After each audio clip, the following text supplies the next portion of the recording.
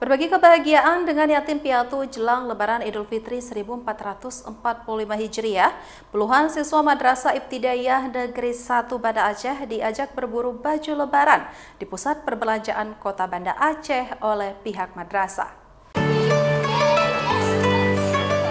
Wajah riang gembira jelas terlihat dari raut muka puluhan siswa Madrasah Sanawiyah Negeri 1 Banda Aceh Selasa malam. Kala mereka diajak para guru untuk membeli baju baru yang akan dikenakan pada Hari Raya Idul Fitri mendatang. Para siswa ini bebas memilih baju-baju baru, bahkan sebagian dari mereka terlihat kebingungan saat memilih baju yang cocok untuk mereka gunakan. Pasalnya, membeli baju lebaran bagi anak yatim dari kelas 1 hingga kelas 6 ini perdana dilakukan oleh pihak sekolah.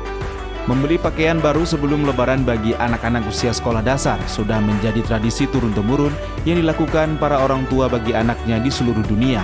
Sementara kebahagiaan tersebut turut juga dibagikan oleh Dewan Guru di Min 1 Banda Aceh. Dalam sebuah hadis Rasulullah SAW bersabda, "Saya bersama orang-orang yang memelihara anak yatim di dalam surga seperti ini." Beliau menampakkan begini. Jadi kita yang memelihara dan menyayangi anak yatim, insya Allah Allah akan memberikan kesempatan kita berada dekat dengan Nabi di surga bagaikan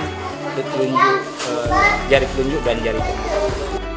Usai memilih baju yang cocok dikenakan pada Hari Raya Idul Fitri mendatang, para siswa tersebut mengaku sangat senang dan bahagia.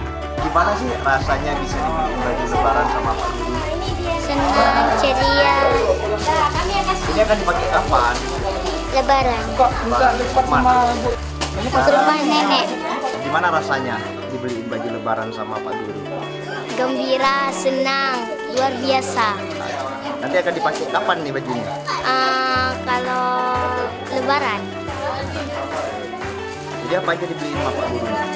Sepatu dengan baju. Kegiatan membeli baju baru merupakan kali pertama yang dilaksanakan pihak madrasah.